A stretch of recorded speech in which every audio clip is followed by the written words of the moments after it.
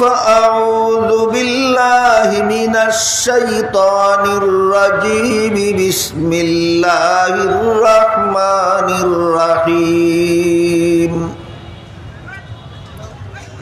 واعتصموا بحبل الله جميعا ولا تفرقوا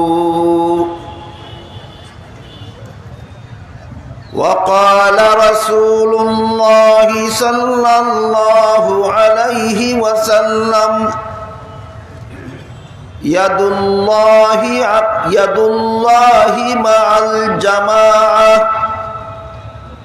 ومن شد في النار أو كما قال عليه الصلاة والسلام।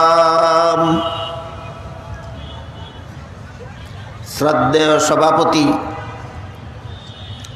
হযরত উলামায়ে কেরাম, সম্মানিত সুধী সমাজ, এতদঞ্চলের সর্বস্তরের মুসলমান ভাইয়েরা আমার,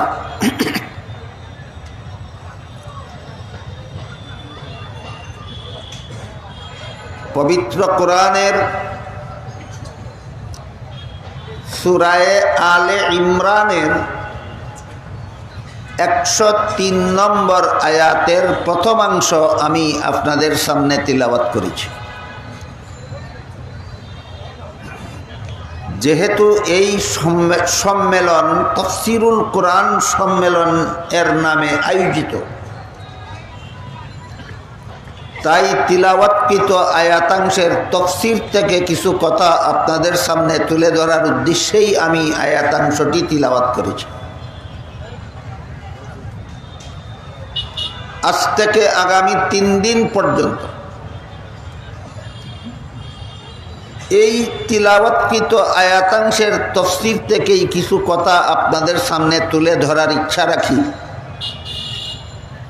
তাই একাধারে 3 দিন পর্যন্ত যেহেতু একটি আয়াতের সামান্য অংশের তাফসীর নিয়ে আলোচনা হবে, এজন্য প্রথম দিনেই আপনাদেরকে সূরার নাম এবং আয়াত নম্বরটি বলে দিলাম, যেন আপনারা মনে রাখতে পারেন যে আমরা কোন সূরার কত নম্বর আয়াতের তাফসীরের আলোচনা শুনতে যাচ্ছি। সূরার নাম হলো সূরা আলে ইমরান, আয়াত নম্বর 103। এখানে আল্লাহ বলেন ওয়াতাসিমু বিহাবলিল্লাহি জামিআন ওয়ালা তাফাররাকু। এর অর্থ হলো আল্লাহ বলেন, হে মুমিন মুসলমানেরা, তোমরা শক্তভাবে ধারণ করো আল্লাহর রশ্মিকে এবং পরস্পরে বিচ্ছিন্ন হয়েও না, তোমরা ঐক্যবদ্ধ থাকো।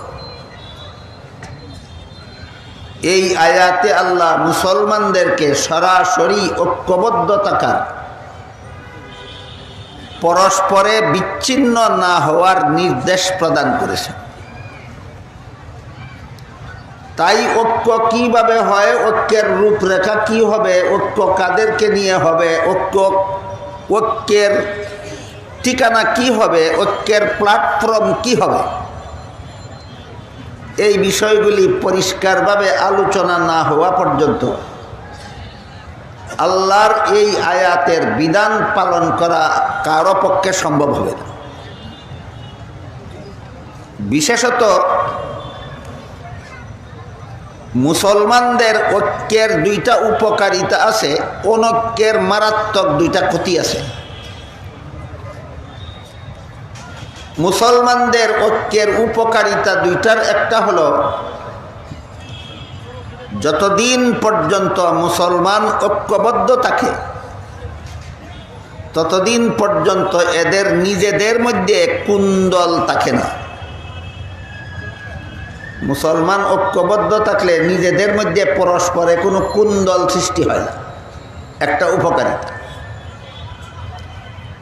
আর একটা উপকারিতা হলো, মুসলমান যতদিন পর্যন্ত ঐক্যবদ্ধ থাকে ততদিন পর্যন্ত মুসলমান সমাজের কোনো অংশের উপর মুসলমানের দুশ্মনেরা হামলা করার সাহস পায় না। কারণ সমস্ত মুসলমান যদি ঐক্যবদ্ধ থাকে, তাহলে মুসলমান সমাজের যে কোনো অংশের উপর শত্রুরা হামলা করলে ঐক্যবদ্ধভাবে সমস্ত মুসলমানেরা আক্রান্ত মুসলমানের পক্ষ থেকে শত্রুদের মোকাবেলা করার জন্য দাঁড়িয়ে যায়। এই জন্য শত্রুদের সাহস থাকে না মুসলমানদের উপর হামলা করা। এই হলো মুসলমানদের ঐক্যের বিশেষ দুইটা উপকারিতা। পক্ষান্তরে মুসলমানদের পারস্পরিক ঐক্যের অনৈক্যের দুইটা ক্ষতিও আছে। মুসলমান যদি পরস্পরে অনৈক্যে বিভক্ত হয়ে থাকে, তাহলে প্রথম ক্ষতি হলো মুসলমান শত্রুদের মোকাবেলা করার কল্পনাও করতে পারে না, বরং নিজেরা একে অপরের মোকাবেলায় সদা সর্বদা লিপ্ত থাকে। দ্বিতীয় ক্ষতি হলো মুসলমান যদি পরস্পরে কুন্দলে লিপ্ত হয়, তাহলে একদল মুসলমানের উপর মুসলমানের শত্রুরা হামলা করলে অন্য দল যে তার সহযোগিতা করবে না, এটা শত্রুদের জানা থাকে। তাই শত্রুরা যে কোনো মুসলমানের উপর যে কোনো সময় হামলা করার সাহস পায়। কাজেই আল্লাহ পাক রব্বুল আলামিন আজ থেকে প্রায় ১৫০০ বছর আগে যখন সর্বশ্রেষ্ঠ মহানবী মুহাম্মদুর রাসূলুল্লাহ সাল্লাল্লাহু আলাইহি ওয়াসাল্লামের কাছে সর্বশ্রেষ্ঠ আসমানি কিতাব কুরআন নাজিল করতেছিলেন, তখন থেকেই মুসলমানদের এই নির্দেশ দিয়ে বলে দিয়েছেন, ওয়াতাসিমু বিহাবলিল্লাহি জামিআন ওয়া লা তাফাররাকু। হে মুমিন মুসলমানেরা, তোমরা আল্লাহর রশ্মিকে শক্তভাবে ধারণ করার মাধ্যমে ঐক্যবদ্ধ হও, তোমরা পরস্পরে বিচ্ছিন্ন হইও না। এই হলো মুসলমানদের ঐক্যের ব্যাপার। সূরা আলে ইমরানে ১০৩ নম্বর আয়াতে আল্লাহ যে ঐক্যের নির্দেশ দিয়েছেন, এটা মুসলমানদের পারস্পরিক ঐক্যের কথা বলা হয়েছে। এখানে এক কথায় বলা যেতে পারে এটা ঈমান রক্ষার জন্য ঐক্য। মুসলমানেরা যে ঐক্যবদ্ধ হবে, এটা ঈমান রক্ষার ঐক্য, সেটা হবে ঈমান রক্ষার ঐক্য। আরেক প্রকার ঐক্য আছে দেশ রক্ষার ঐক্য। দুই ঐক্যের সবগুলি ধারা উপধারা একরকম নয়। ঈমান রক্ষার ঐক্যের রূপরেখার বিভিন্ন ধারা উপধারা আছে ভিন্ন রকম। দেশ রক্ষার ঐক্যের বিভিন্ন ধারা উপধারা আছে ভিন্ন রকম। তাই আমরা যেন উভয় প্রকার ঐক্যকে একাকার করে না ফেলি, ঈমান রক্ষার ঐক্যের স্বতন্ত্র ধারাগুলিকে যেন আমরা দেশ রক্ষার ঐক্যের বেলায় প্রয়োগ করার চেষ্টা না করি। দেশ রক্ষার ঐক্যের রূপরেখায় যে সমস্ত স্বতন্ত্র ধারা উপধারা আছে, সেগুলিকে যেন আমরা ঈমান রক্ষার ঐক্যের বেলায় প্রয়োগ না করি। একটার সাথে আরেকটা মিশ্রিত করে জগা খিচুড়ির মতো অবস্থা যেন সৃষ্টি না করি, সেজন্যই ঈমান রক্ষার ঐক্যের রূপরেখা আমাদেরকে পৃথকভাবে বোঝা দরকার, এবং দেশ রক্ষার জন্য যে ঐক্য হবে সেই ঐক্যের রূপরেখাটা আলাদাভাবে বোঝা দরকার, যেন আমরা দুই প্রকার ঐক্যকে না বুঝে একাকার করে না ফেলি। ঈমান রক্ষার ঐক্যের রূপরেখা প্রদান করেছেন আল্লাহ অতি সংক্ষেপে সূরা আলে ইমরানের ১০৩ নম্বর আয়াতের প্রথম অংশে।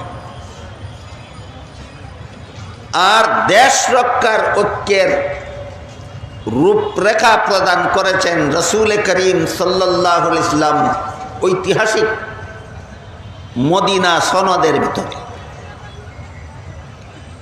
মদিনা সনদের মধ্যে রয়েছে দেশ রক্ষার জন্য ঐক্যের রূপরেখা। সূরা আলে ইমরানের 103 নম্বর আয়াতে রয়েছে ঈমান রক্ষার জন্য ঐক্যের রূপরেখা।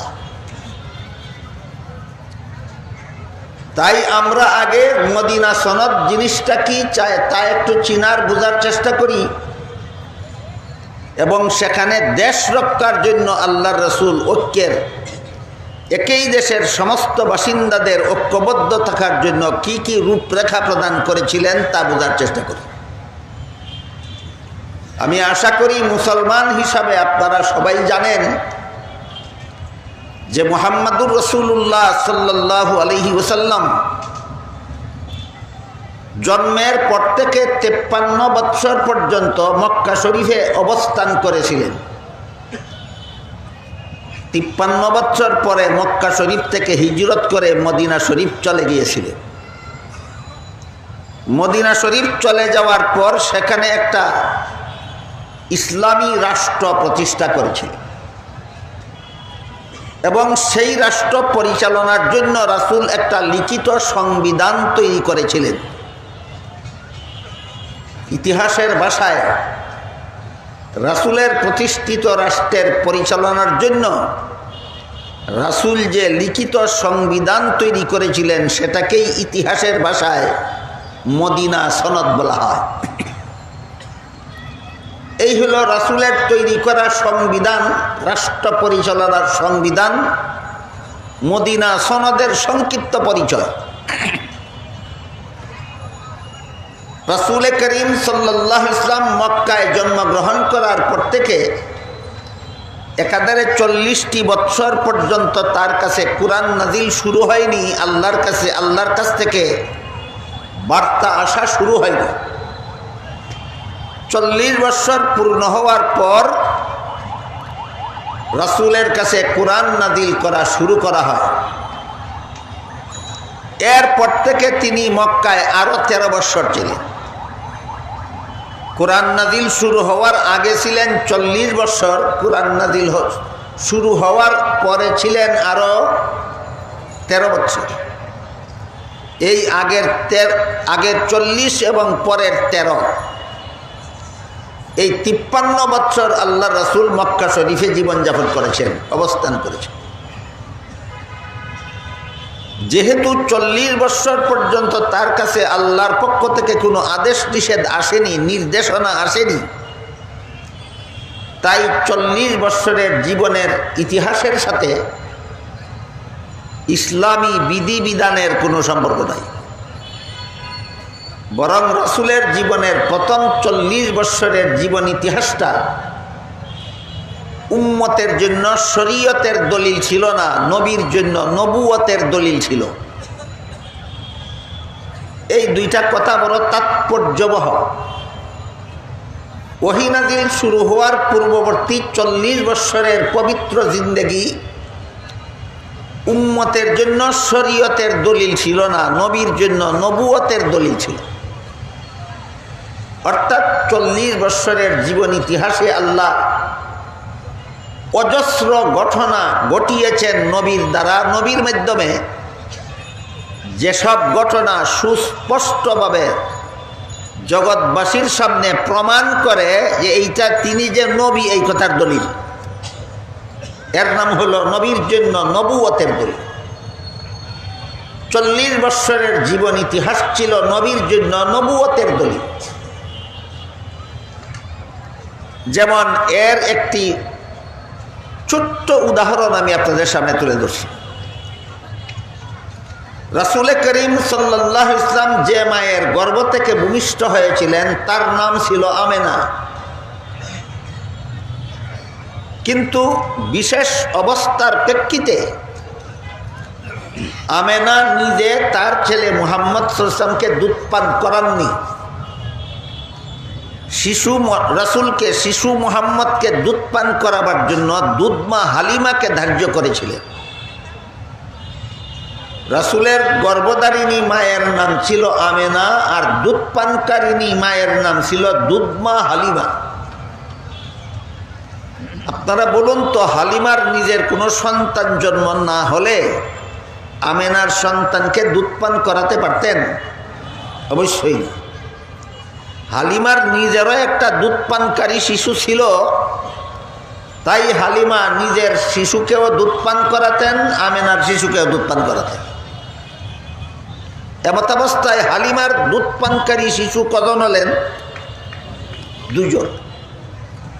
তাই রাসূল করিম সাল্লাল্লাহু আলাইহি ওয়াসাল্লাম দুধ পানকারী শিশু থাকা অবস্থায় দুধমা হালিমার এক স্তনের দুধ নিজে পান করতেন, আর এক স্তনের দুধ আপন দুধ ভাইয়ের জন্য রেখে দিতেন। একটা কুলের শিশু এক স্তনের দুধ নিজে পান করে, আর এক স্তনের দুধ তার দুধ ভাইয়ের জন্য রেখে দেয়। দ্বিতীয় স্তনের দুধ নিজে কখনো পান করে না। এটা কি নবী ছাড়া আর কোনো মানুষের পক্ষে সম্ভব? তাহলে ঘটনাটা কার জন্য, কিসের দলিল? এইটাকে বলে নবীর জন্য নবুয়তের দলিল। কার জন্য, কিসের দলিল? এটা উম্মতের জন্য শরীয়তের দলিল নয়। এই ঘটনা অনুসরণ অনুকরণ করার ক্ষমতাও কোনো উম্মতের নাই, কোনো উম্মতের প্রতি এই ঘটনা অনুসরণের নির্দেশও নাই। সুতরাং ঘটনাটা উম্মতের জন্য শরীয়তের দলিল নয়, ঘটনাটা নবীর জন্য নবুয়তের দলিল। একটি মাত্র উদাহরণ দিলাম, ছোট্ট। এইভাবে জন্ম থেকে কুরআন নাজিল শুরু হওয়ার পূর্ব পর্যন্ত দীর্ঘ 40টি বছর আল্লাহ পাক রব্বুল আলামিন আমাদের নবীর দ্বারা এমন অজস্র ঘটনা ঘটিয়েছেন, যেগুলির প্রত্যেকটি ঘটনা প্রমাণ করে এইগুলি অনুসরণ অনুকরণ করার ক্ষমতা কোনো উম্মতের নাই। এগুলি নবীর দ্বারা আল্লাহ কেন করাইলেন? উম্মতে অনুকরণ করার জন্য নয়, এইগুলি আল্লাহ করাইছেন উম্মত এই কথা জানার জন্য, বোঝার জন্য যে ঘটনাগুলি তোমাদের জন্য শরীয়তের দলিল নয়, ঘটনাগুলি নবীর জন্য নবুয়তের দলিল। তাই পবিত্র জিন্দেগির প্রথম 40 বছর চলে গেল নবীর জন্য নবুয়তের দলিল সাব্যস্ত করার কাজে। এজন্য প্রথম 40 বছরের জীবন ইতিহাসের কোনো ঘটনা উম্মতের জন্য শরীয়তের দলিল নয়। যখন থেকে কুরআন নাজিল শুরু হলো, তখন থেকে নবীর জীবনের বিভিন্ন অংশের অনুসরণ অনুকরণ করা উম্মতের জন্য অবধারিত করে দেওয়া হলো। এই জন্য নবীর 63 বছরের জীবন ইতিহাসের একাংশ উম্মতের জন্য শরীয়তের দলিল, আর একাংশ নবীর জন্য নবুয়তের দলিল। 63 বছরের জীবন ইতিহাসের একাংশ হলো উম্মতের জন্য শরীয়তের দলিল, আর একাংশ হলো নবীর জন্য নবুয়তের দলিল। বুঝে থাকতে বলুন তো, শিশুকালের দুধ পানের ঘটনাটা উম্মতের জন্য শরীয়তের দলিল না নবীর জন্য নবুয়তের দলিল? নবীর জন্য নবুয়তের দলিল। 40 বছর পূর্ণ হওয়ার পরে যখন আল্লাহ 5 বেলা নামাজ ফরজ করলেন, তখন রাসূল করিম সাল্লাল্লাহু আলাইহি ওয়াসাল্লাম নিজেও 5 বেলা নামাজ পড়তে লাগলেন। উম্মতকেও বলে দিলেন, সাল্লু কামা রাআইতুমুনি উসাল্লি, তোমরাও আমাকে যেভাবে নামাজ পড়তে দেখো সেভাবে নামাজ পড়ো। 5 বেলার নামাজ নবী নিজেও পড়েছেন 40 বছর পূর্ণ হওয়ার আগে, না পরে 5 বেলার নামাজ নবী নিজেও পড়েছেন, উম্মতকেও তার অনুসরণে নামাজ পড়তে বলেছেন।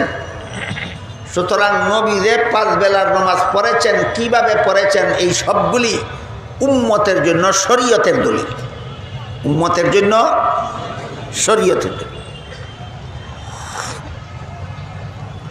কাজেই ওহী নাজিল শুরু হওয়ার পর থেকে রাসূল করিম সাল্লাল্লাহু আলাইহি ওয়াসাল্লাম মক্কায় যে আরো 13 বছর ছিলেন, এই 13 বছরের জীবন ইতিহাসকে রাসূলের মক্কি জিন্দেগি বলা হয়।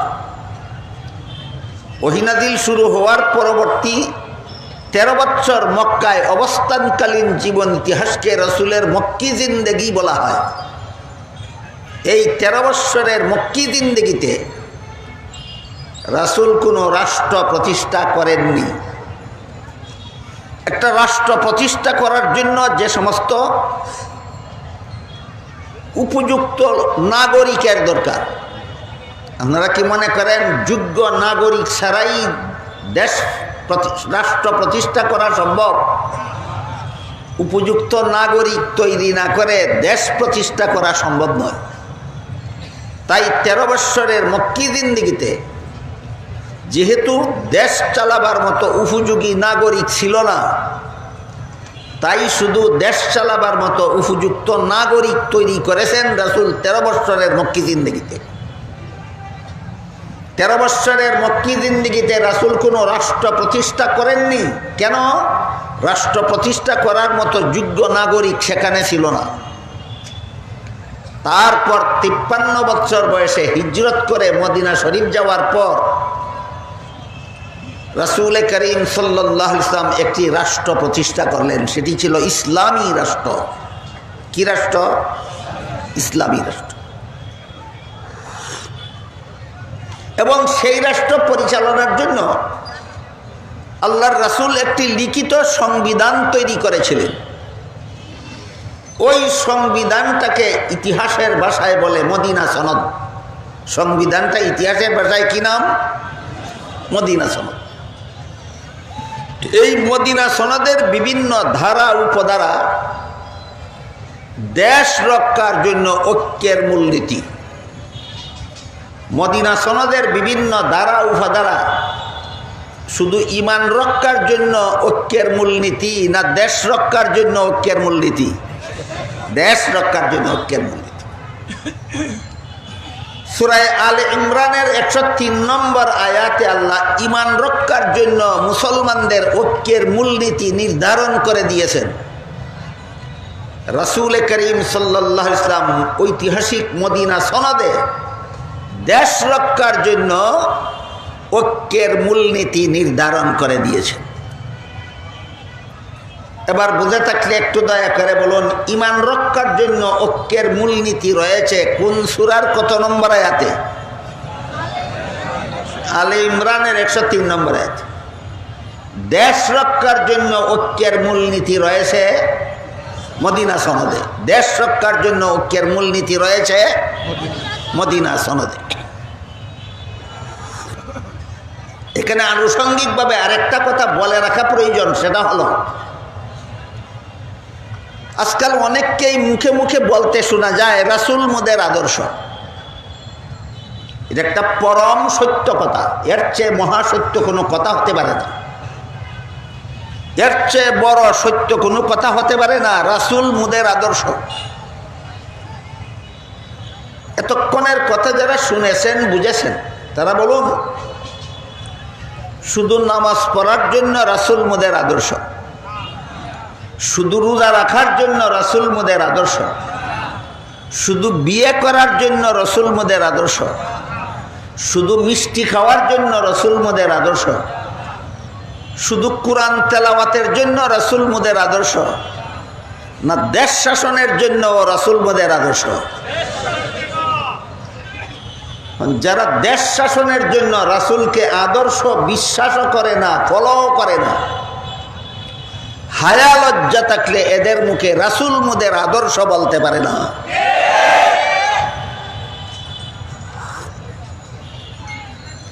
আল্লাহ পাক রব্বুল আলামিন পবিত্র কোরআনের এক আয়াতে বলেন, লাকাদ কানা লাকুম ফি রাসূলিল্লাহি উসওয়াতুন হাসানাতুল লিমান কানা ইয়ারজুল্লাহা ওয়াল ইয়াউমাল আখির ওয়া যাকারাল্লাহা কাসীরা।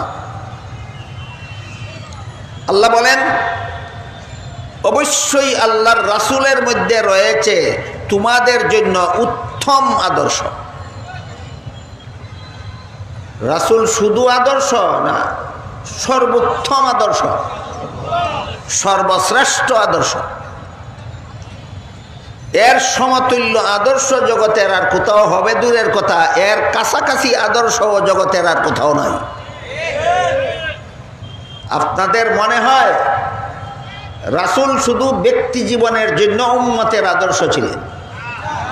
রাসূল শুধু পারিবারিক জীবনের জন্য উম্মতের আদর্শ ছিলেন, রাসূল শুধু সামাজিক জীবনের জন্য উম্মতের আদর্শ ছিলেন, রাসূল শুধু অর্থনৈতিক জীবনের জন্য উম্মতের আদর্শ ছিলেন, রাসূল শুধু সামরিক জীবনের জন্য উম্মতের আদর্শ ছিলেন, রাসূল শুধু রাষ্ট্রীয় জীবনের জন্য উম্মতের আদর্শ ছিলেন না আন্তর্জাতিক জীবনের জন্য? এখন কেউ যদি ব্যক্তি জীবনের জন্য রাসূলকে আদর্শ মানে, রাষ্ট্র জীবনে রাসূলকে আদর্শ মানে না, তাহলে তার গ্লাসের মধ্যে 1 কাপ দুধ আছে আর 1 কাপ পেশাব আছে। তার গ্লাসে 1 কাপ দুধ আছে আর 1 কাপ পেশাব আছে। আপনারাই বলুন, একটা গ্লাসের মধ্যে 1টা কাপ দুধ দেওয়ার পরে আরও 1টা কাপ পেশাব ডাললে পরে দুধটা কি পান করার যোগ্য থাকে? সুতরাং যারা ব্যক্তি জীবনের জন্য রাসূলকে আদর্শ মানে, রাষ্ট্র জীবনের জন্য রাসূলকে আদর্শ মানে না, এরা ব্যক্তি জীবনে রাসূলকে আদর্শ মানার আধা পয়সার মূল্য থাকে না।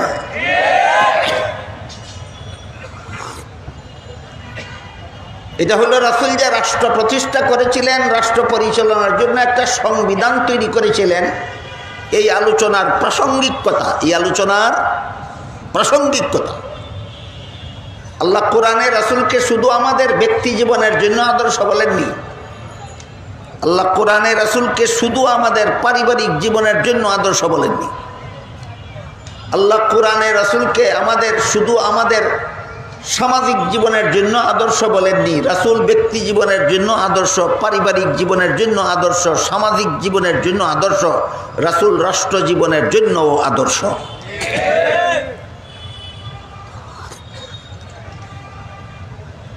রাসূল করিম সাল্লাল্লাহু আলাইহি ওয়াসাল্লাম জীবনের শেষ 10টি বছরের ভিতরে একটি ইসলামী রাষ্ট্র প্রতিষ্ঠা করেছিলেন এবং সেই রাষ্ট্র পরিচালনার জন্য একটা লিখিত সংবিধান তৈরি করেছিলেন। ইতিহাসের ভাষায় সেই সংবিধানের নাম মদিনা সনদ। কাজেই দেশ রক্ষার ঐক্য হবে মদিনা সনদের ভিত্তিতে। মদিনা সনদে শুধু মুসলমানদের, এই দেশে মুসলমানদের বসবাসের ব্যবস্থা ছিল না। মদিনা সনদে ইসলামী রাষ্ট্রে মুসলমান অমুসলমান নির্বিশেষে সমস্ত নাগরিকদের বসবাসের নীতি বিদ্যমান ছিল। রাসূলের প্রতিষ্ঠিত ইসলামী রাষ্ট্রে শুধু মুসলমানদের বসবাসের ব্যবস্থা ছিল না অমুসলমানদেরও? অমুসলমানদের। কিভাবে দেখুন, সেই মদিনা সনদের একটি ধারায় উল্লেখ ছিল, এই রাষ্ট্রের বসবাসকারী মুসলমান নাগরিকেরা যেভাবে তাদের ইসলাম ধর্ম পালনে স্বাধীন,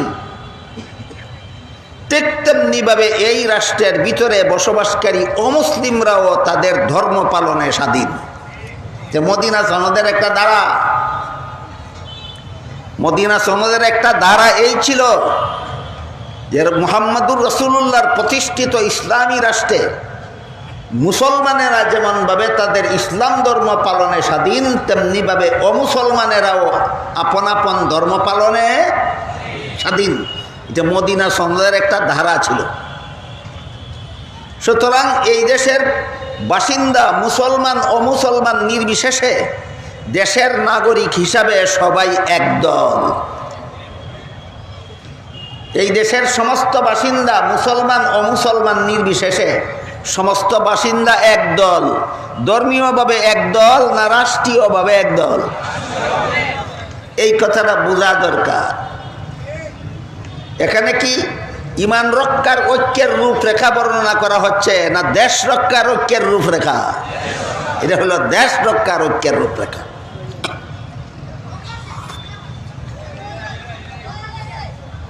রাসূল যে একটা সংবিধান রচনা করলেন দেশ পরিচালনার জন্য, সংবিধানের এই ধারাটা যে এই দেশের মুসলমান অমুসলমান নির্বিশেষে সমস্ত নাগরিকরা আপন আপন ধর্ম পালনে স্বাধীন, এই ধারাটা কোরআনের সাথে মিল রাখে না গরমিল, সেটাও বোঝা দরকার। সেটা বুঝলে পরেই বুঝে আসবে মুসলমানের শাসিত কোনো দেশের সংবিধান প্রস্তুত করার নীতিমালা কি। আজকাল অনেকে মুসলমান শাসিত দেশের সংবিধান তৈরি করার আদর্শও জানে না, মূলনীতিও জানে না, গুড়ার ডিম। তিনি একজন সংবিধান বিশেষজ্ঞ। মুসলমান শাসিত দেশের সংবিধানের আদর্শ এবং মূলনীতি আছে, জানে না গুড়ার ডিম, অথচ তাকে উপাধি দেওয়া হয় সংবিধান বিশেষজ্ঞ। আমি বলি বিশেষভাবে অজ্ঞ।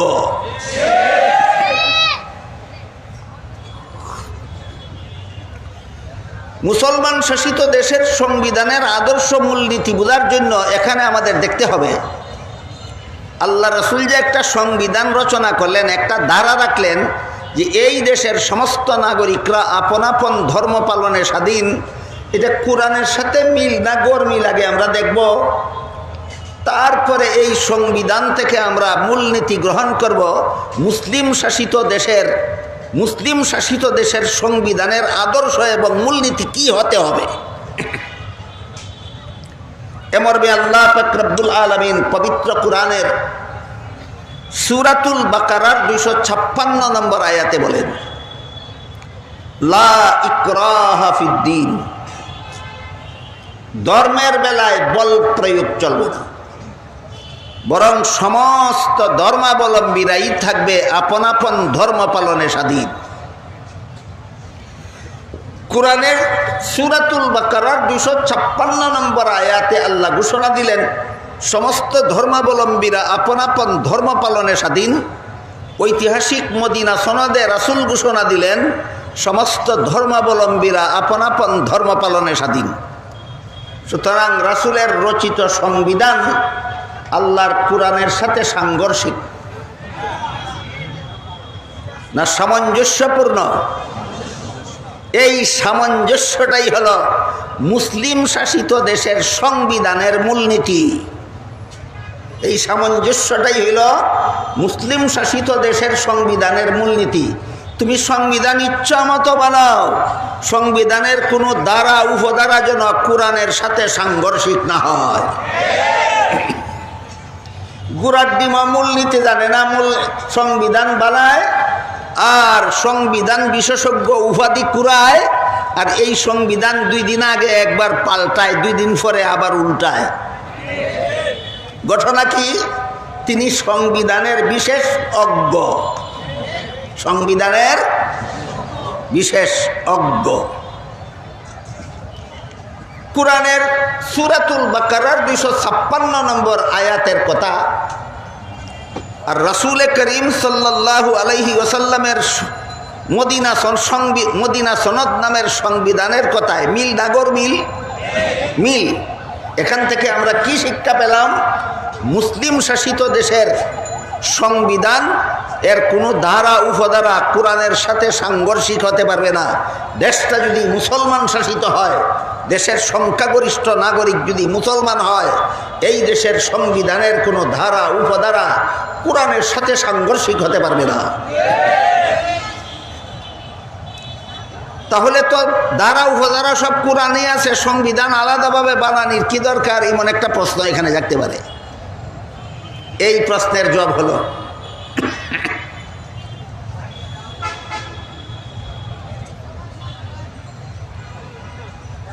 কোরআন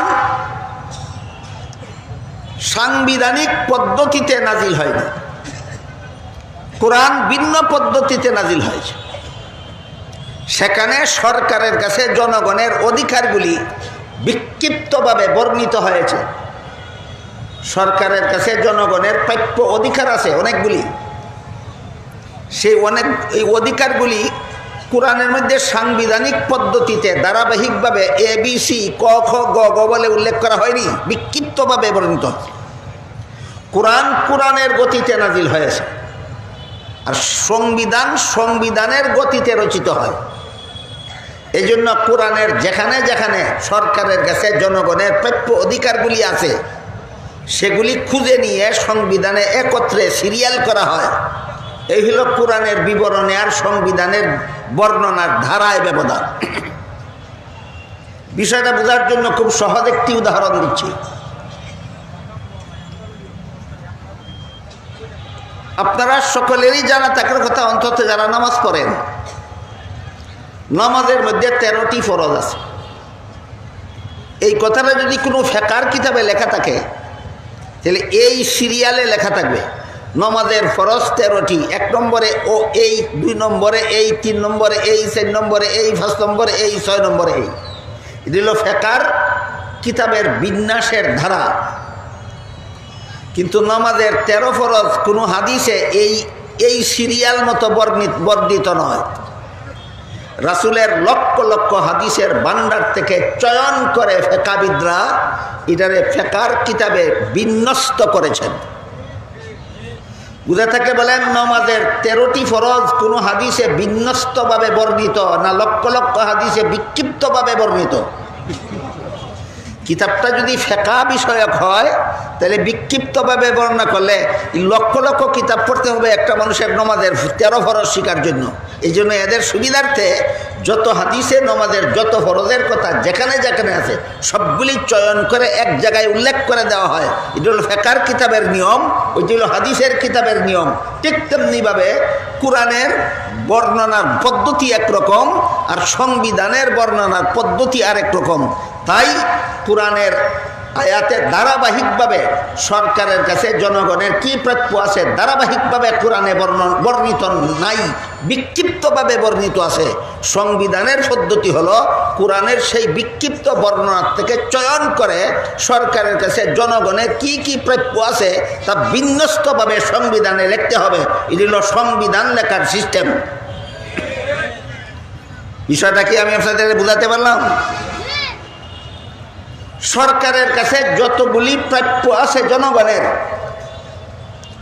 এর মধ্যে একটা প্রাপ্য হলো নিরাপত্তার ব্যবস্থা করা। জনগণ যেন নিরাপদে দেশে বসবাস করতে পারে, শুধু মুসলমানেরা। আমার এতক্ষণের কথা যারা বুঝেছেন বলুন, সবাই একটা মুসলিম শাসিত দেশের শুধু মুসলমানেরা যেন নিরাপদে বসবাস করতে পারে, এটা সরকারের কাছে জনগণের প্রাপ্য না যে কোনো ধর্মাবলম্বী জনসাধারণ? দেশে বসবাসকারী প্রত্যেকটা জনসাধারণ, প্রত্যেকটা নাগরিক যে কোনো ধর্মাবলম্বী হোক, তার নিরাপত্তার ব্যবস্থা করা সরকারের দায়িত্ব। এটা কোরআনে বর্ণিত হয়েছে, হাদিসে বর্ণিত হয়েছে। কিন্তু এগুলি হলো কোরআন হাদিসে বর্ণিত আল্লাহ এবং আল্লাহর রাসূলের প্রদত্ত আইন। জনগণের নিরাপত্তার ব্যবস্থা করা সরকারের দায়িত্ব, এটা আল্লাহর আইন। এই আইন কোরআনের বিভিন্ন আয়াতে বর্ণিত হয়েছে, রাসূলের বিভিন্ন হাদিসে বর্ণিত হয়েছে। কিন্তু নিরাপত্তার ব্যবস্থা বিভিন্ন যুগের অবস্থা অনুপাতে বিভিন্ন রকম হতে পারে। নিরাপত্তার ব্যবস্থা বিভিন্ন যুগের অবস্থা অনুপাতে বিভিন্ন রকম হতে পারে। সেই অবস্থার প্রেক্ষিতে ব্যবস্থা গ্রহণ করা সরকারের দায়িত্ব। সেই ব্যবস্থার তফসিল থাকবে সংবিধানে। এজন্য আইন প্রণয়নের অধিকার একমাত্র আল্লাহর। আল্লাহ ছাড়া আর কারো আইন প্রণয়নের যোগ্যতাও নাই, অধিকারও নাই। সরকার যে সংবিধান রচনা করবে, সরকারের বাপেরও অধিকার নাই আইন রচনা করে সংবিধান তৈরি করার। সরকারের দায়িত্ব শুধু আল্লাহর আইনকে বাস্তবায়নের ব্যবস্থা সংবিধানে বর্ণনা করা। এই মৌলিক কথাটা আগে বুঝি, পরবর্তী কথাগুলি বোঝার জন্য প্রথমে আমরা বোঝার চেষ্টা করি আইন প্রণয়নের যোগ্যতা এবং অধিকার একমাত্র আল্লাহ ছাড়ার কারণে। আইন বানাবার, আইন রচনা করার যোগ্যতাও আল্লাহ ছাড়া কারো নাই, অধিকারও আল্লাহ ছাড়া কারো নাই। তাহলে সংবিধান করবে কি? সংবিধান শুধু আল্লাহর আইন বাস্তবায়নের পথ পদ্ধতি উদ্ভাবন করবে, ব্যবস্থা গ্রহণ করবে।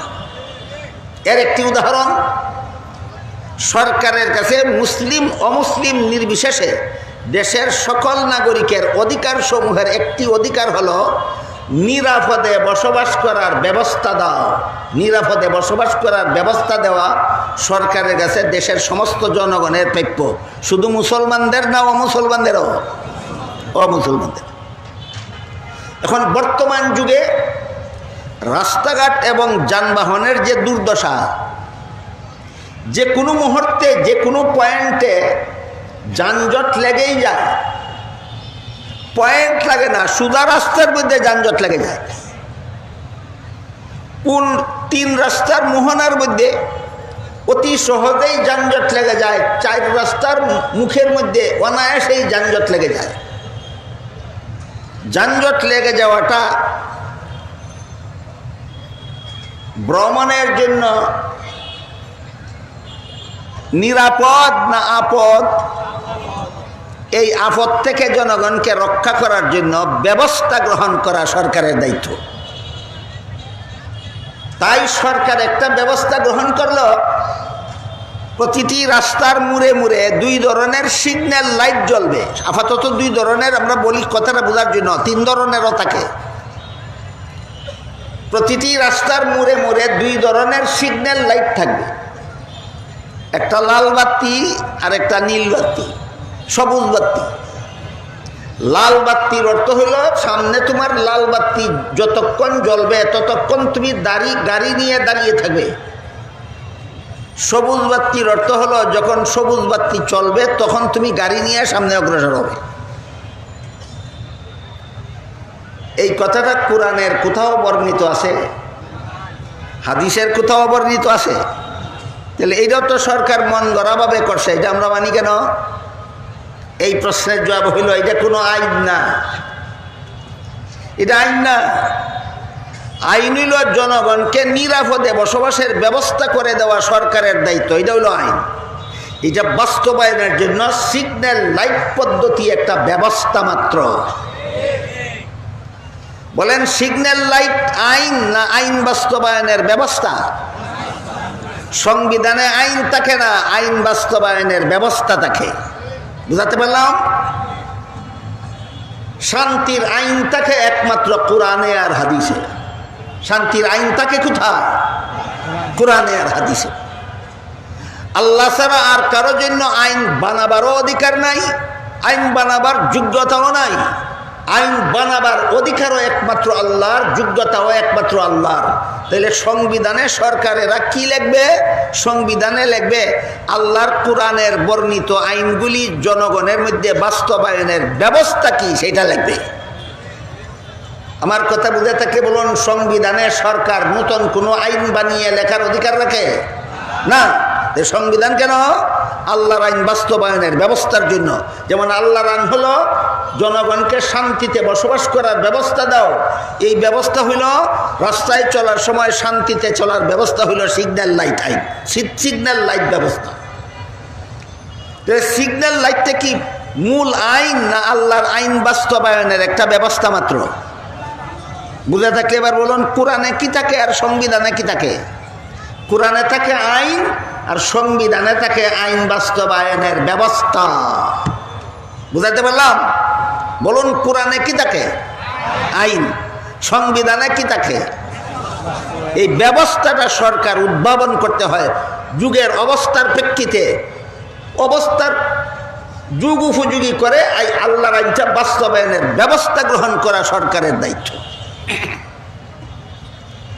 কাজেই রাসূল করিম সাল্লাল্লাহু আলাইহি ওয়াসাল্লাম ছাড়াও দুনিয়াতে কিয়ামত পর্যন্ত যত দেশ মুসলমানের দেশ বলে গণ্য হবে, অর্থাৎ যত দেশের সংখ্যাগরিষ্ঠ নাগরিক মুসলমান হবে, যত দেশ মুসলমান শাসিত দেশ বলে গণ্য হবে, এই সমস্ত দেশের সংবিধান এর ধারা উপধারা এমনভাবে বানাতে হবে যেন আল্লাহর কোরআনের কোনো বিধানের সাথে সাংঘর্ষিক না হয়।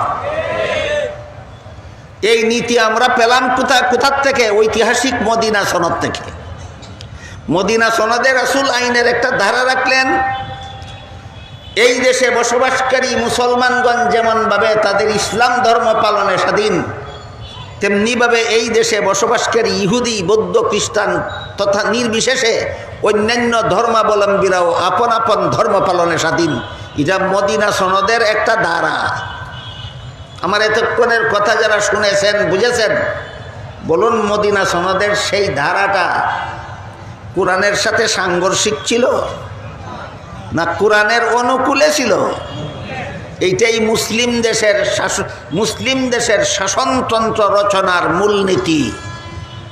মুসলমানের দেশের শাসনতন্ত্র রচনার মূলনীতি, সংবিধান রচনার মূলনীতি, মুসলমান দেশের সংবিধান রচনার মূলনীতি রাসূল করিম সাল্লাল্লাহু আলাইহি ওয়াসাল্লাম ঐতিহাসিক মদিনা সনদে সাব্যস্ত করে দিয়েছেন, ধার্য করে দিয়েছেন। তোমার কোনো ধারা উপধারা যেন কোরআনের সাথে সাংঘর্ষিক না হয়। আরেকটা কথা পরিষ্কারভাবে আমরা বুঝে নেওয়ার চেষ্টা করি। এই যে বললাম আইন বানাবার অধিকারও আল্লাহ ছাড়া আর কারো নাই, আইন বানাবার যোগ্যতাও আল্লাহ ছাড়া আর কারো নাই, সেটা কিভাবে? এমর্মে আল্লাহ পাক রব্বুল আলামিন পবিত্র কোরআনের এক আয়াতে বলেন, ইনিল হুকমু ইল্লা লিল্লাহ আলা লাহুল খালকু ওয়া লাহুল আমরু। এই আয়াতগুলির মর্ম হল সৃষ্টি যার, বিধান তার।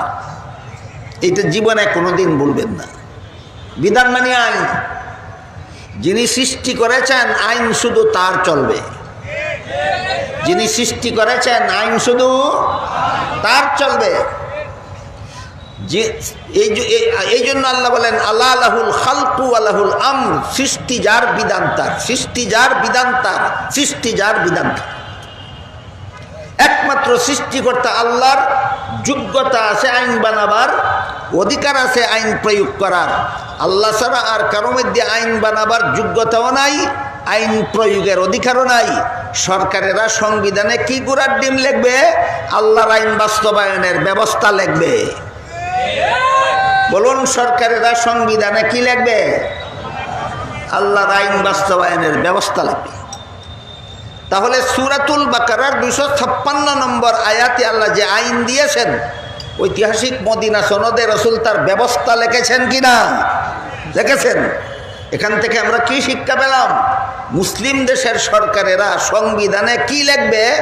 আল্লাহর কোরআনের বর্ণিত আইন বাস্তবায়নের ব্যবস্থা লিখবে। কি লিখবে? ব্যবস্থা লিখবে। আইন বানাবার অধিকারও তোমার নাই, আইন বানাবার যোগ্যতাও তোমার মধ্যে নাই। আইন যা বানাবার আল্লাহ বানিয়ে দিয়েছেন, তুমি শুধু বাস্তবায়নের ব্যবস্থা উদ্ভাবন করো। উদ্ভাবিত ব্যবস্থাগুলি সংবিধানে লেখো, জনগণের মধ্যে বাস্তবায়ন করো।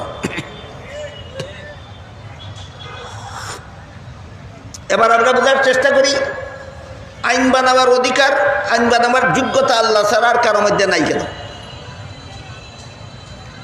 মানুষ যদি আইন বানায়, অতীত এর অভিজ্ঞতা এবং বর্তমান অবস্থার প্রেক্ষাপটে আইন বানায়। ভবিষ্যৎ সম্পর্কে তার কিছুই জানা থাকে না। বলেন মানুষ অতীত জানতে পারে, বর্তমান জানতে পারে, ভবিষ্যৎ জানে না। কাজেই মানুষ যদি আইন বানায়, অতীতের অভিজ্ঞতার আলোকে বর্তমান অবস্থার প্রেক্ষাপটে আইন বানাবে। কিছুদিন পরে দেখা যায় প্রেক্ষাপট পাল্টে যাবে, ভবিষ্যতে যে আইন ভবিষ্যতে হয়ে যাবে আনফিট। কাজেই যেই মানুষ ভবিষ্যৎ জানে না, এই মানুষ ভবিষ্যতে চালু করার মতো আইন বানাবার যোগ্যতা রাখে না। আল্লাহ ছাড়া আর কারোর মধ্যে আইন বানাবার যোগ্যতা নাই কেন? ভবিষ্যৎ জানে না। তুমি অতীতের আলোকে আইন বানাইবা, তুমি বর্তমানের আলোকে আইন বানাইবা। ভবিষ্যতে যখন সব কিছু পাল্টে যাবে, তখন তোমার মন গড়া আইন অচল হয়ে যেতে বাধ্য হবে। আপনারা মনে কিছু না নিলে একটা সোজা উদাহরণ দেবো। এটা সোজা উদাহরণ, এই বাংলাদেশে এর সোজা উদাহরণ হইল গদিনিসীন সরকারের অধীনে নির্বাচন হবে না তত্ত্বাবধায়ক সরকারের অধীনে নির্বাচন হবে। এটা একটা বিতর্ক। বর্তমান বাংলাদেশের রাজনৈতিক বিতর্কগুলির মধ্যে এটা একটা জটিল বিতর্ক, যে গদিনিসীন সরকারের অধীনে নির্বাচন হবে না তত্ত্বাবধায়ক সরকারের অধীনে নির্বাচন হবে। উল্টাইয়া ফাল্টাইয়া দুটোটাই করে দেখা গেছে বর্তমানে যেইটা বুঝে, যেই কৌশল বুঝে একটা আইন করেছিল, কিছুদিন পরে সেই কৌশল বিনষ্ট হয়ে যায়, আইন অচল হয়ে যায়। শেষ পর্যন্ত ওর পরিস্থিতি এই দাঁড়াইল, যেই দলে সরকার গঠন করে সেই দল বলে সরকারের অধীনে নির্বাচন হবে, তত্ত্বাবধায়ক সরকারের অধীনে নয়। এই দলই আবার যখন নির্বাচনে ফেল করে বিরোধী দলের ভূমিকায় যায়, তখন বলে সরকারের অধীনে নির্বাচন হলে নিরপেক্ষ হয় না, তত্ত্বাবধায়ক সরকারের অধীনে নির্বাচন হতে হবে। এই তুই গদির থাকা অবস্থায় কি কইসলি, এখন কি কস?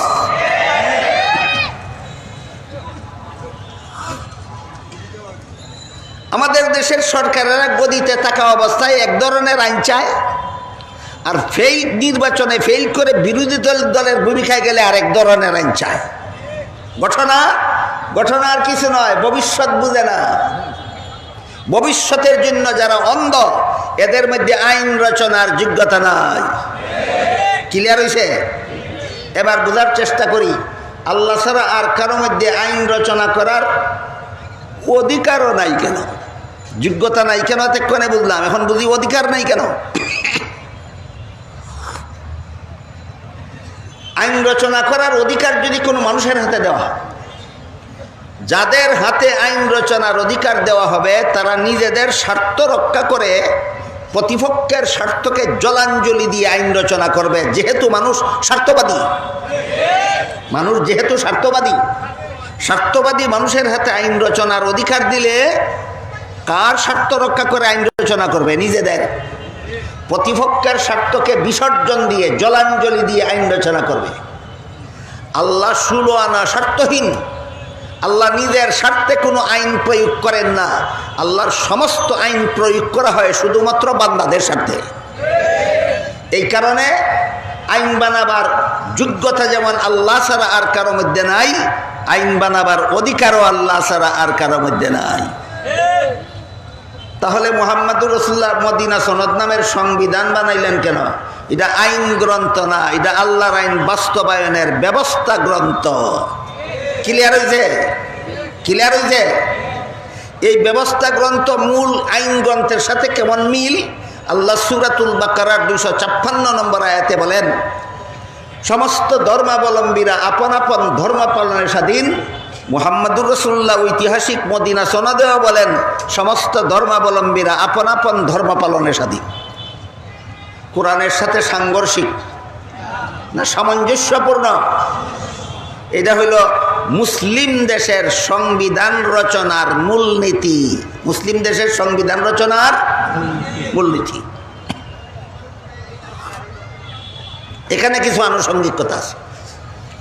এতক্ষণের আলোচনায় আমরা দেখতে পারলাম, কোরআনও বলে সমস্ত ধর্মাবলম্বীরা আপন আপন ধর্ম পালনের অধিকার রাখে। রাসূলের তৈরি করা মদিনা সনদও বলে একই দেশে বসবাসকারী বিভিন্ন ধর্মাবলম্বীরা আপন আপন ধর্ম পালনের স্বাধীনতা রাখে। এই ধর্মীয় স্বাধীনতা কোরআনেও স্বীকৃত, হাদিসেও স্বীকৃত। কোরআনেও স্বীকৃত, হাদিসেও স্বীকৃত। তাই প্রশ্ন জাগে, যেহেতু কোরআনেও আল্লাহ সমস্ত ধর্মাবলম্বীদের আপন আপন ধর্ম পালনের স্বাধীনতা ঘোষণা করেছেন, হাদিসে তথা মদিনা সনদে রাসূলও দেশের সমস্ত ধর্মাবলম্বীদের ধর্মীয় স্বাধীনতার স্বীকৃতি ঘোষণা করেছেন, তাহলে কি সবগুলি ধর্মই আল্লাহর কাছে গ্রহণযোগ্য? এই প্রশ্নটা হইল এর গুরুত্বপূর্ণ আনুষঙ্গিক আলোচনা। এই প্রশ্নের সুস্পষ্ট জবাব আল্লাহ দিয়েছেন সূরা আলে ইমরানের 85 নম্বর আয়াতে। সমস্ত ধর্মই আল্লাহর কাছে গ্রহণযোগ্য কিনা সেটা ভিন্ন কথা, আর এক দেশে বসবাসকারী সমস্ত ধর্মাবলম্বীদের যার যার ধর্ম পালনের স্বাধীনতা আছে কিনা সেটা ভিন্ন কথা, এক কথা নয়।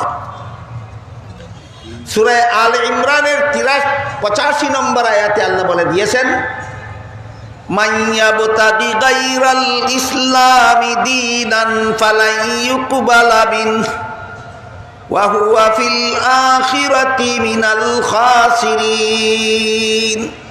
এর অর্থ হলো ইসলাম ছাড়া আর কোনো ধর্মই আল্লাহর কাছে গ্রহণযোগ্য নয়।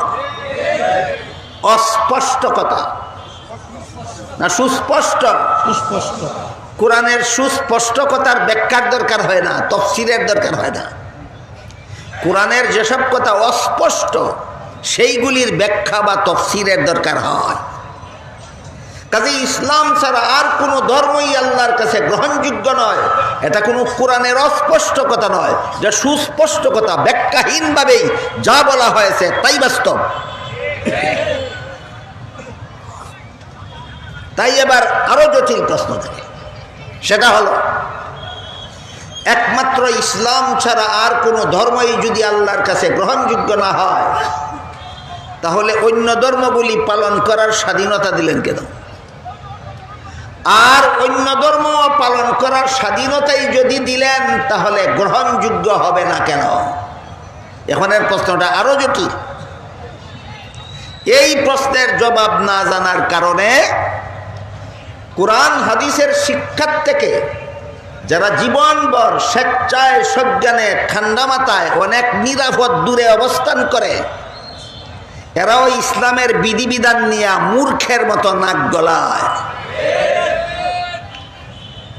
এই সমস্ত পাণ্ডিত্যপূর্ণ ব্যাপারে মূর্খরা যদি নাক গলায়, তাহলে কামারে যদি স্বর্ণে গলার হার বানায়, কর্মকার যদি গলার স্বর্ণ দ্বারা গলার হার বানায়, হারের যেই দশা হবে, কোরআন হাদিসের জ্ঞান বিবর্জিত সরকারি নেতারা যদি ইসলামের বিধান নিয়ে নাক গলায়, তখন ইসলামের বিধানও ওই গলার হারের মতো 12টা বাজতে বাধ্য হবে।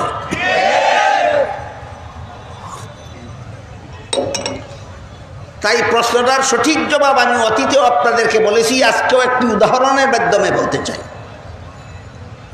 যে কোনো শিক্ষা প্রতিষ্ঠানের ছাত্রদেরকে নির্ধারিত পাঠ্য তালিকা শিক্ষা দেওয়া সমাপ্ত করার পর যখন কোনো না কোনো পরীক্ষা হয়, সেই পরীক্ষার হলে ছাত্রছাত্রীরা পরীক্ষার্থীরা যখন প্রশ্নপত্র হাতে নিয়ে বসে, সমস্ত পরীক্ষার্থীরাই কি প্রশ্নের সঠিক জবাব লেখে না অনেকে ভুলও লেখে?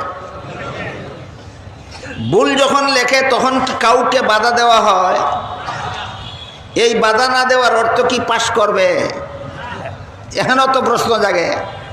ভুল লেখলে ফেল করবে জানা কথা, বাধা দেব না কেন? আর বাধাই যদি দেব না, তাইলে ফেল করবে কেন? এখানে যেই জবাব ওখানে সেই জবাব। পরীক্ষার হলে পরীক্ষার্থী ছাত্রছাত্রী প্রশ্নের জবাব ভুল লেখলে বাধা দেওয়া যাবে না। গ্রহণযোগ্যতা, ভুল জবাব গ্রহণযোগ্যতার কারণে নয়, নিয়ম রক্ষার জন্য। ঠিক তেমনিভাবে দুনিয়াতে ইসলাম ছাড়া আর যত ধর্মাবলম্বীরা ধর্ম পালন করে, এদের ধর্ম ভ্রান্ত, বাধা দেওয়া যাবে না গ্রহণযোগ্যতার কারণে নয়, নিয়ম রক্ষার জন্য। আমার কথা বুঝে থাকলে বলুন, পরীক্ষার্থী প্রশ্নের জবাব ভুল লেখলে বাধা দেওয়া যাবে না গ্রহণযোগ্য হওয়ার কারণে না নিয়ম রক্ষার জন্য? ঠিক তেমনিভাবে দুনিয়াতে ইসলাম ছাড়া বাকি বাতিল ধর্ম যারা পালন করে, এদেরকেও বাধা দেওয়া যাবে না গ্রহণযোগ্য হওয়ার কারণে না নিয়ম রক্ষার জন্য। এই সুযোগে যদি কোনো পরীক্ষার্থী প্রশ্নের জবাব ইচ্ছা মতো ভুল লেখে, তাহলে যেভাবে তার কপালে গুড়ার ডিম ছাড়া আর কিছু নাই, ঠিক তেমনিভাবে এই সুযোগে যদি কেউ, আল্লাহ স্বাধীনতা দিয়েছেন, এই সুযোগে যদি কেউ ইসলাম ছাড়া আর কোনো ধর্ম পালন করতে করতে মরে, পরকালে তার কপালে চিরস্থায়ী জাহান্নাম ছাড়া আর কিছু নয়। এই কথাগুলি সুস্পষ্টভাবে দেশের সর্বস্তরের মুসলমানদের জানা থাকলে, যারা ইসলাম ধর্ম এবং বাতিল ধর্মকে নিয়ে জগাখিচুড়ি পাকাবার শয়তানি চক্রান্ত করে, এরা আর এমন কথা বলতে পারবে না ধর্ম যার যার উৎসব সবার। ধর্ম যার যার উৎসব সবার বিগত 1.5 যুগ পর্যন্ত বাংলাদেশে বলা হয়েছে, ধর্ম যার যার উৎসব সবার। আমি এই কথার ভ্রান্তি আলোচনা করার আগে একটু সময়ের জন্য যদি কেউ মেনে নেয় যে ধর্ম যার যার উৎসব সবার, এই ভ্রান্ত মতবাদ মেনে নিয়ে যদি কোনো মুসলমানকে হিন্দুদের দুর্গাপূজার উৎসবে গিয়ে মিষ্টি খাওয়ার অনুমতি দেওয়া হয়,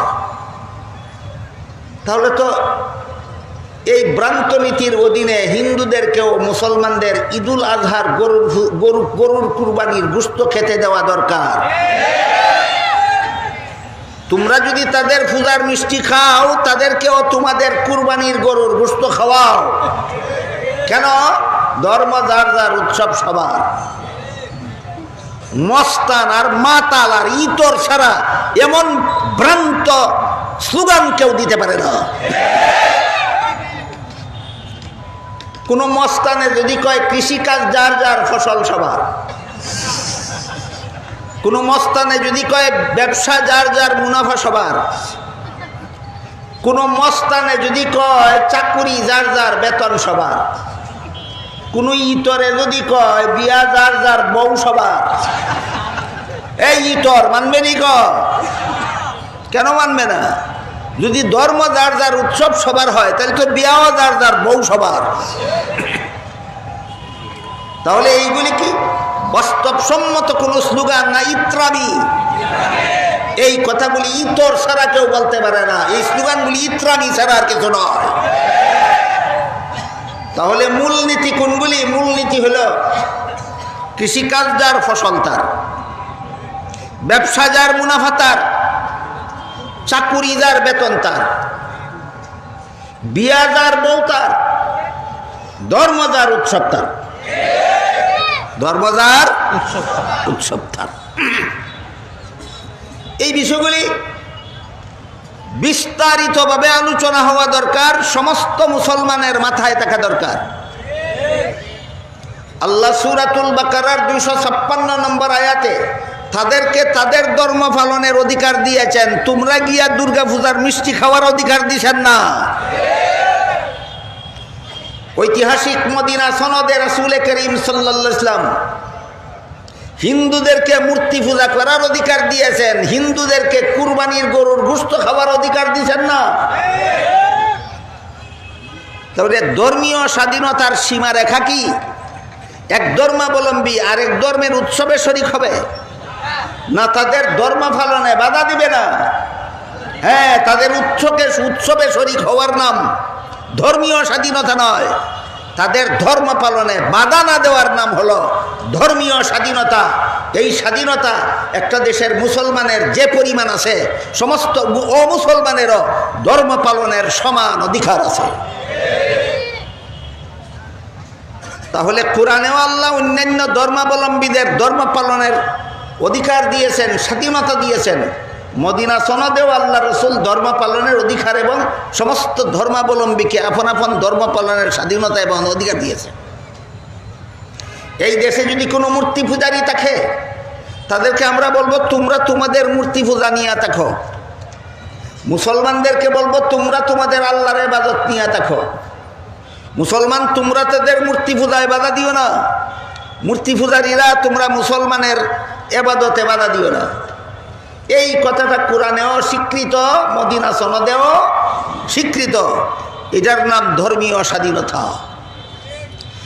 ধর্মীয় স্বাধীনতার ব্যাখ্যা কোরআন হাদিস থেকে যেটুকু বুঝতে পারলেন, বুঝে থাকলে এবার বলুন, এক দেশে বসবাসকারী সমস্ত ধর্মাবলম্বীদের ধর্মীয় স্বাধীনতার জন্য মন গড়া কোনো নূতন মতবাদের দরকার আছে না আল্লাহ ইসলামের বিধান যথেষ্ট? এই কথাটাও পরিষ্কার বোঝা দরকার। একই দেশে বসবাসকারী সমস্ত ধর্মাবলম্বীদের জন্য ধর্মীয় স্বাধীনতার জন্য মন গড়া কোনো মতবাদের দরকার আছে না ইসলামের বিধান যথেষ্ট?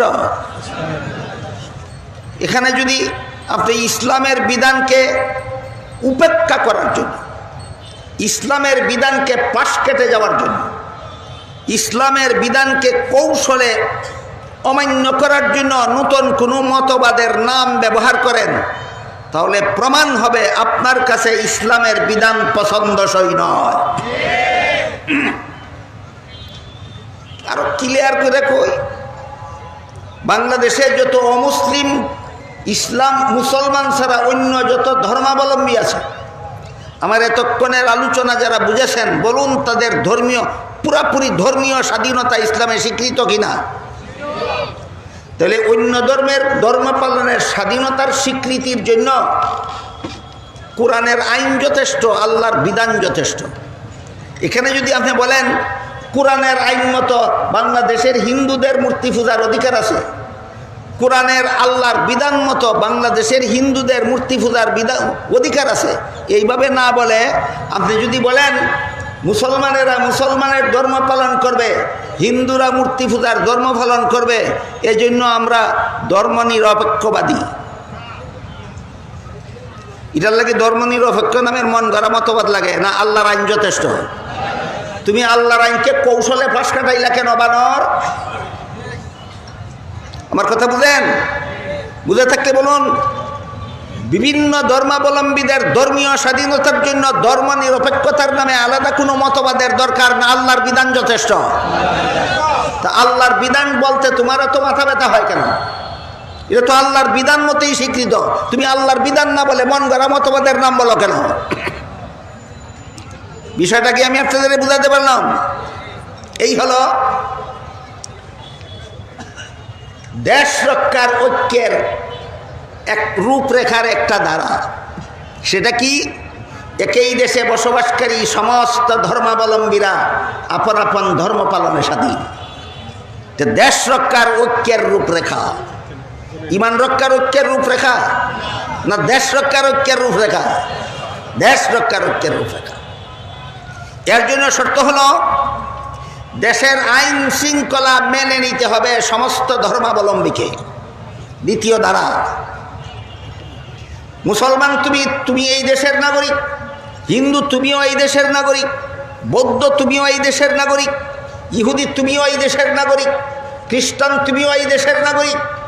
এই যে নাগরিক অধিকার, দেশ রক্ষার জন্য যে নাগরিক অধিকার, সমস্ত ধর্মাবলম্বীরা আপন আপন ধর্ম পালনে স্বাধীন, কেউ কারো ধর্ম পালনে বাধা দিতে পারবে না। এই অধিকারটা তুমি ততদিন পর্যন্ত তুমি এই অধিকার পাবে যতদিন পর্যন্ত তুমি দেশের আইন শৃঙ্খলা মেনে নিতে বাধ্য থাকবে। বলেন নাগরিক অধিকার পাবে দেশের সমস্ত নাগরিকেরা, মুসলমান অমুসলমান নির্বিশেষে দেশের সমস্ত নাগরিকেরা একই দেশের নাগরিক হিসাবে সবাই একদল হয়ে থাকবে এবং এই সমস্ত মানবাধিকার ভোগ করবে। দেশের আইন শৃঙ্খলা এর বিরুদ্ধে বিদ্রোহ করলে না আইন শৃঙ্খলা মেনে নিলে, এটা এক শর্ত। দেশ রক্ষার জন্য ঐক্যের প্রথম শর্ত হইল সমস্ত ধর্মাবলম্বীরা আপন আপন ধর্ম পালনে স্বাধীন। দেশ রক্ষার ঐক্যের জন্য দ্বিতীয় শর্ত হলো এই সমস্ত স্বাধীনতা তোমরা ভোগ করবে যদি দেশের আইন শৃঙ্খলা মেনে নাও। যদি তোমরা দেশের আইন শৃঙ্খলা মেনে নাও। দেশের আইন শৃঙ্খলা যে গ্রন্থে লেখা থাকে তার নামই সংবিধান। দেশের আইন শৃঙ্খলা যে গ্রন্থে লেখা থাকে তার নামই সংবিধান। এবার বলেন মদিনায় রাসূল যে সংবিধান তৈরি করেছিলেন কিসের আইন শৃঙ্খলা রাখা ছিল? দেশ রক্ষার আইন শৃঙ্খলা রাখা ছিল, ইমান রক্ষারও নিয়ম নীতি রাখা ছিল। কাজে আমরা যেহেতু দেশ রক্ষার নিয়ম নীতির, দেশ রক্ষার ঐক্যের রূপরেখা বুঝতে যাচ্ছি, তাই মদিনা সনদের ওই সমস্ত ধারাগুলি এখানে আলোচনা হচ্ছে যেগুলি দেশ রক্ষার জন্য ঐক্যের রূপরেখার আওতায় পড়ে। একই দেশে বসবাসকারী সমস্ত ধর্মাবলম্বীরা এক দেশের বাসিন্দা হিসাবে একদল। একই দেশে বসবাসকারী সমস্ত ধর্মাবলম্বীরা ধর্ম পালনকারী হিসাবে একদল না একই দেশের নাগরিক হিসাবে একদল? হ্যাঁ, একই দেশের নাগরিক হিসাবে একদল।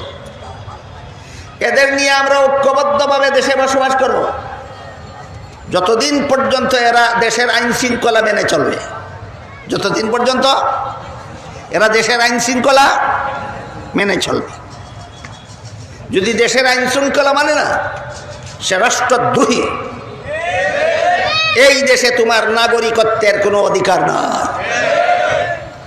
এই রকম রাষ্ট্রদ্রোহী অধিকারহীন যত দল বাংলাদেশে আছে এর মধ্যে সবচেয়ে বড় জঘন্যতম কুখ্যাত দলের নাম ইসকন।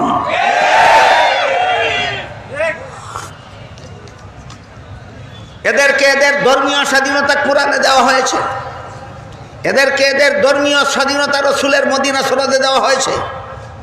যে দেশে বসবাস করো, যেই দেশের নাগরিক, সেই দেশের আইন শৃঙ্খলা লঙ্ঘনের স্বার্থে না মেনে চলার স্বার্থে? ইসকন বাংলাদেশের আইন শৃঙ্খলা মানে না। ইসকন একটা সন্ত্রাসী দল, ইসকন একটা খুনি দল। ইসকন বাংলাদেশের সার্বভৌমত্বে পদাঘাত করেছে, যে কারণে ইসকন নেতার বিরুদ্ধে রাষ্ট্রদ্রোহিতার মামলা হয়েছে। সুতরাং ইসকন এবং ইসকনের সাথে যারা জড়িত, ইসকন এবং ইসকনের দূষররা এই নাগরিকের অধিকার লাভ করার যোগ্যতা নাই। এই সমস্ত রাষ্ট্রদ্রোহী দেশদ্রোহীদেরকে, চাहे সে মুসলমান হোক অথবা হিন্দু হোক, যারা রাষ্ট্রদ্রোহী দেশদ্রোহী, যারা দেশের সার্বভৌমত্ব মানতে রাজি নয়, যারা দেশের স্বাধীনতার শত্রু, এদেরকে আদালতের মাধ্যমে আইনের আওতায় এনে দৃষ্টান্তমূলক শাস্তি দেওয়ার ব্যবস্থা করা সরকারের দায়িত্ব।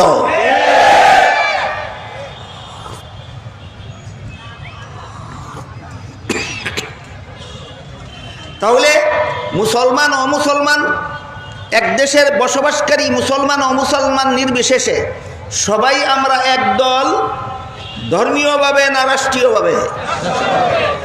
আইন শৃঙ্খলা লঙ্ঘন করার শর্তে না মেনে নেওয়ার শর্তে? এই সবগুলি মদিনা সনদের দ্বারা। এই সবগুলি কোন কোন সংবিধানের দ্বারা? মদিনা সনদের দ্বারা। এই দেশে বসবাসকারী মুসলমান ও মুসলমান নির্বিশেষে রাষ্ট্রীয়ভাবে সবাই আমরা এক দল। আমরা এই দেশে যত যাবতীয় নাগরিকের অধিকার আছে সবগুলি আমরা পাওয়ার অধিকারী, আমরা পাওয়ার উপযোগী। কতদিন পর্যন্ত? যতদিন পর্যন্ত দেশের আইন শৃঙ্খলা আমরা মেনে চলতে বাধ্য। আরেকটা আলোচনা এখানে জরুরি দরকার, যেটা হলো দেশের আইন শৃঙ্খলা রচনা হয়, দেশের আইন শৃঙ্খলা লেখা থাকে যেই গ্রন্থে, গ্রন্থটার নাম কি বলেছিলাম? সংবিধান। দেশের আইন শৃঙ্খলার নিয়ম নীতি লেখা থাকে সংবিধানে। এই সংবিধানে অশান্তির আইন রচনা করলে সেই সংবিধান গ্রহণযোগ্য হবে না। সংবিধানে শান্তির আইন রচিত হতে হবে। কাজেই সংবিধান রচনার জন্য, ওই যে একটু আগে বলেছি, সংবিধান রচনার মূলনীতি কোরআনের বিধানের সাথে যেন সাংঘর্ষিক না হয় সেটা লক্ষ্য রাখতে হবে। যদি কোরআনের বিধানের সাথে সাংঘর্ষিক কোনো ধারা উপধারা কোনো পণ্ডিতে কোনো মুসলমান দেশের সংবিধানে লেখে, তাহলে এই সংবিধানের দ্বারা দেশ শাসন করলে কোনোদিন দেশে শান্তি হবে না, কোনোদিন দেশে শান্তি হবে না।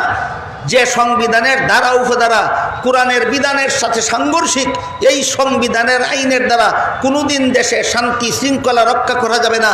খুন খারাপি, সন্ত্রাস, জিনা, ব্যভিচার, চুরি ডাকাতি, মদপুরি, সুদপুরি, জুয়া চুরি কিচ্ছু বন্ধ করা যাবে না। এর একটি উদাহরণ দেব।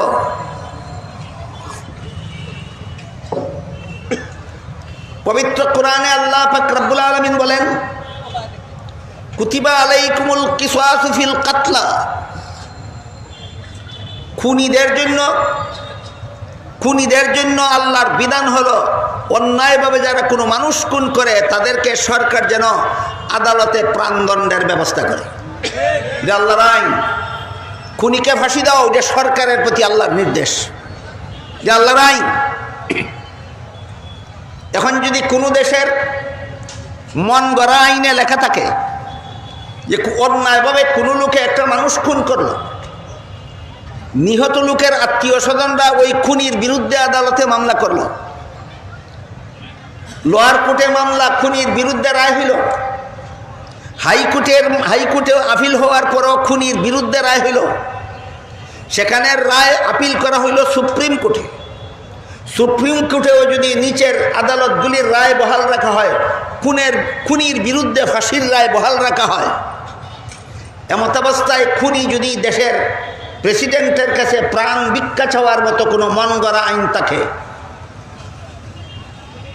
সবগুলি কোর্টেই খুনিকে ফাঁসি দেওয়ার রায় বহাল, হাইকোর্টেও খুনিকে ফাঁসি দেওয়ার রায় বহাল, সুপ্রিম কোর্টেও খুনিকে ফাঁসি দেওয়ার রায় বহাল।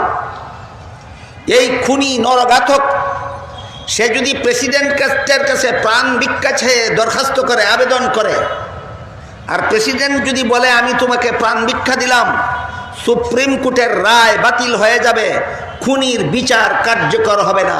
এরকম কোনো ব্যবস্থা যদি কোনো দেশের সংবিধানে থাকে,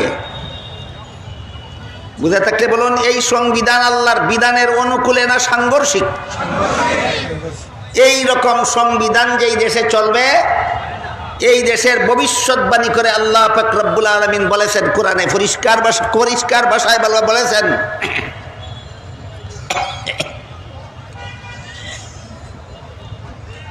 ওয়ালাকুম ফিল কিসাসি হায়াতুন ইয়া উলিল আলবাব। খুনিদের প্রাণদণ্ড দেওয়া, দেশের জনসাধারণ মানুষের প্রাণ রক্ষা করার ব্যবস্থা। দেশের নাগরিকদের মধ্যে খুনাখুনি বন্ধ করার একমাত্র ব্যবস্থা হইল খুনিকে ফাঁসি দাও।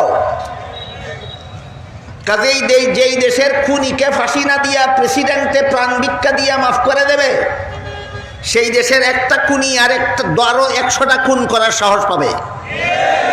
একটা খুনির কারণে আরো 1000 খুনি এই সমাজে তৈরি হবে।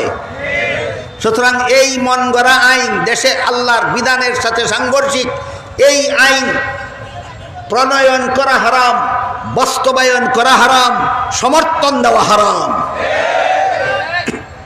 আমি জিজ্ঞাসা করি, অন্যায়ভাবে মানুষ খুন করলো, যেখানে সমস্ত কোর্টে এই খুনির বিরুদ্ধে ফাঁসির রায় হইল, সেখানে যে এই খুনের আসামি প্রেসিডেন্টের কাছে প্রাণ ভিক্ষা চেয়ে দরখাস্ত করবে, আমি জানতে চাই প্রেসিডেন্টের জুলির মধ্যে প্রাণ কটা থাকে?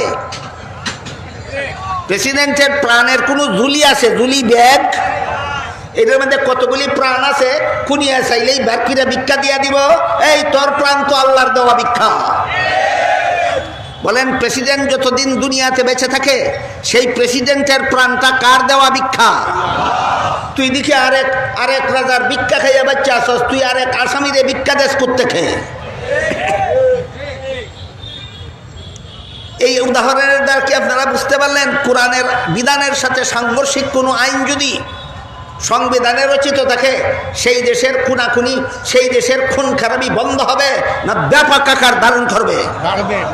এই মানব রচিত কুখ্যাত শয়তানি আইনের কারণে বাংলাদেশের খুন খারাপি বন্ধ হচ্ছে না, বরং মহামারী আকারে ছড়িয়ে যাচ্ছে। আমি কি আপনাদেরকে বোঝাতে পারলাম সংবিধানের ধারাগুলি কোরআনের সাথে কেমন সম্পর্ক রাখতে হবে? সাংঘর্ষিক না অনুকূল? অনুকূল। এবার মদিনা সনদের আরেকটি ধারার উপর আলোচনা করব। মদিনা সনদের আরেকটি ধারা ছিল, যেহেতু মদিনার মুসলমান ও মুসলমান রাষ্ট্রীয়ভাবে সবাই একদল, যেহেতু মদিনার মুসলমান ও মুসলমান রাষ্ট্রীয়ভাবে সবাই একদল, কাজেই এই এক দেশের বাসিন্দা কোনো ইহুদির উপর যদি বাইরের কোনো শত্রু হামলা করে, আমরা রাষ্ট্রীয়ভাবে তাদের সাথে আমরা একদল। বাইরের কোনো শত্রু যদি মদিনার ইহুদিদের উপর হামলা করে, মদিনার মুসলমানেরা ইহুদির সঙ্গে একতাবদ্ধ হয়ে বাইরের শত্রুর মোকাবেলা করতে হবে। এই দেখেন, একদল ঐক্যের ভিত্তি কত মজবুত।